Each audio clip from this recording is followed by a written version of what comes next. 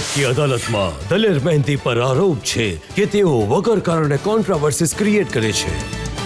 ઘણી મોટી કોન્ટ્રોવર્સી તો આપણે ડિસ્કસ કરી લીધી, પણ એ પહેલા પણ કેટલીક વાર એવું થયું છે જ્યારે તમારા આલ્બમ આવે છે કોઈને કોઈ કોન્ટ્રોવર્સી ઊભી થઈ જાય છે। હું તમને ઉદાહરણ આપું છું। જે સમયે તમારું એક દાના દો દાને એ આવ્યું તો પંજાબના અમુક લોકોએ એના પર ઓબ્જેક્શન લીધું। એનું કારણ એ રહ્યું છે કે મેં ઘણી વાર સીધી વાત કરી છે। મારું કામ મ્યુઝિકનું છે, મારો બીજો કોઈ અલગથી કોઈ બિઝનેસ નથી। મારા ગાવાનું અને વગાડવાનું જે બિઝનેસ છે જેને હું બિઝનેસ રીતે કરું છું, તો મને જ્યારે પણ કોઈ પણ શો બોલાવે છે, કોઈ પણ ડિપાર્ટમેન્ટ છે, તો એ જે શોમાં બોલાવે છે તો એક જ ચક્કરમાં રહે છે કે યાર અમે ફલાણા ડિપાર્ટમેન્ટથી છે તો દલેર મહેંદી આવશે તો અમારે માટે ફ્રી જ ગાયબ ને જશે। તો હું સ્પષ્ટ ના પાડી દઉં કે ના ભાઈ, હું ઇન્કમટેક્સ પેઈ છું અને ઇન્કમટેક્સ આપું છું, તો ભાઈ હું જ્યારે મારું ગીત ગાઈશ એની ફીસ લઈશ જ।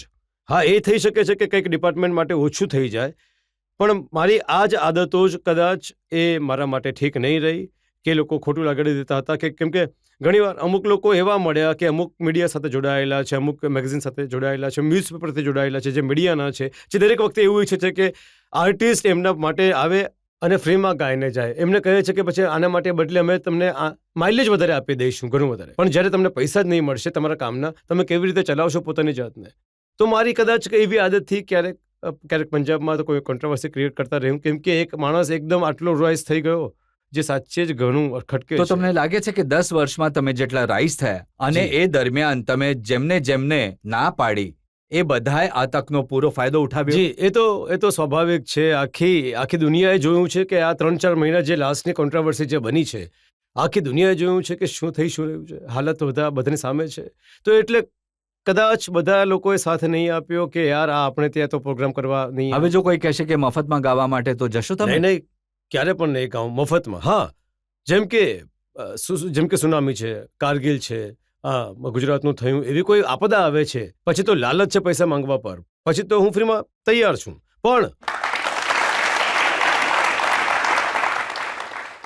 પણ જો એમ જ તમે કહો કે અમે ફલાણા ડિપાર્ટમેન્ટમાંથી છીએ, ફલાણાના ડિપાર્ટમેન્ટ, તો બહુ મુશ્કેલ છે। જેમ કે માની લો કે યાર મારું ઘર પોતાનું દિલ્હીમાં છે, તો હવે એ એરિયાની સમજી લો કે કોઈ એમએલએ સાહેબ જ ઈચ્છે છે કે દલેર મહેંદી મારી સાથે ઊભો રહે અહીંયા આવીને, જો હું નહીં ગયો તો ક્યારેક પાણી કપાવી નાખશે, ક્યારેક લાઇટ કપાવી નાખશે, એવું ચાલતું રહેશે।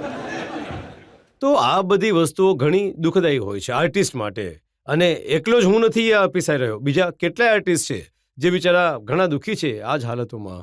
હું તમને સવાલ પૂછતા પહેલા એ કહેવા ઈચ્છું છું કે તમે હસતા જ વધારે સારા લાગો છો, તમારી આંખોમાં આંસુ સારા નથી લાગતા। હું એ જ કહી રહ્યો છું કે મારી રજતજી સાથે પણ હમણાં જ્યારે વાત થઈ રહી હતી કે હું ક્યારે રડતો નથી અને ગભરાટથી તો ક્યારે પણ રડ્યો નથી। તો બસ આગળ પણ ક્યારેય રડતા પણ નહીં। આભાર, ક્યારે નહીં રડ્યો। Thank you. અને મારો સવાલ એ છે કે તમને જે ઇજ્જત અને શોહરત જે તમને પહેલા મળી હતી, શું આજે પણ એ જ છે કે ફરક આવ્યો છે એમાં? જે શોહરતમાં જે કહે છે કે ફરક એ સમય મોટો આવી ગયો હતો, પણ જ્યારે હું બિલકુલ જીતીને બહાર આવ્યો તો લોકોનો ઘણો પ્રેમ મળ્યો, અને હવે જે દલેર મહેંદીનો જે નામ હજી સુધી જેટલું મેં કમાયું છે, મને ભરોસો છે ભગવાન પર અને મારા કામ પર। હજી મારે 4 ગણું નામ હજી ઘણું આગળ લઈ જવાનું છે, આખા વર્લ્ડમાં હજી ઘણી ધૂમ મચાવવાની છે મારા નામથી। જુઓ જે પણ મેં તમારી આ દુઃખ ભરેલી વાર્તા સાંભળી, જી, it was very pathetic. Thank I you. was so much moved. I'm just like your mother or like mother to you. Thank you. I wish you all the happiness and all the more popularity. But Thank you. suddenly આ જે પણ Thank થયું છે જી, એણે તમારી બુલંદીઓને 4 ચાંદ લગાડી દીધા છે। આભાર, ઘણો આભાર। Thank you. નાના રે કજરા રે, પ્લીઝ, થેન્ક યુ। कजरा रे नैना वाले, नैना तेरे चंबल दे लुटे रे, ऊंचे मचानों से बादल उड़ाते हैं, सूखे नसीबों पे बादल बरसाते हैं, जीवे तेरे नैना दे लुटे रे, कजरा रे कजरा। Thank you very much, thank you. ઘણો આભાર। Thank you. આટલા બધા પંજાબી સિંગર છે, જી, તો આ બધી કોન્ટ્રોવર્સી તમારી સાથે જ કેમ થાય છે?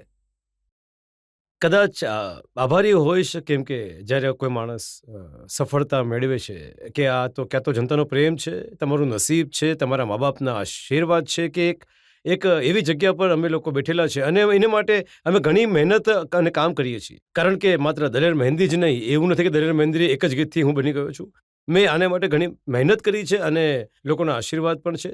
તો કદાચ તમને લાગે છે કે સફળતાની કિંમત ચૂકવવી પડી છે? જી બિલકુલ ચૂકવવી પડે છે. અને ખાસ કરીને દરેક વખતે આર્ટિસ્ટને તો, કેમ કે આર્ટિસ્ટ એક એવો માણસ, એવી વસ્તુ છે કે એ બિલકુલ બદલાની તો મનમાં બદલાની ભાવના તો રાખી જ નહીં શકે. કેમ કે હું વધારેમાં વધારે શું કરી શકું છું? ગીત ગાઈને 2-4 ગાળો આપી શકું છું ગીતમાં, અને એનાથી વધારે તો હું કશું કરી શકતો નથી. હું ડિરેક્ટ કોઈથી લડી નથી શકતો, કોઈને આપણે મારી નથી શકતા, કોઈને પીટી નથી શકતા. એ જ થઈ શકે છે ભાઈ, ચાલો ગુસ્સામાં અમુક ગીતોમાં 1-2 બહુ બોલી દીધા, આનાથી વધારે આર્ટિસ્ટ કંઈ નથી કરી શકતો. જો કોઈને ગુસ્સામાં ગાળો આપવી હોય તો કેવું ગાશો તમે? જરા સંભળાવી દો.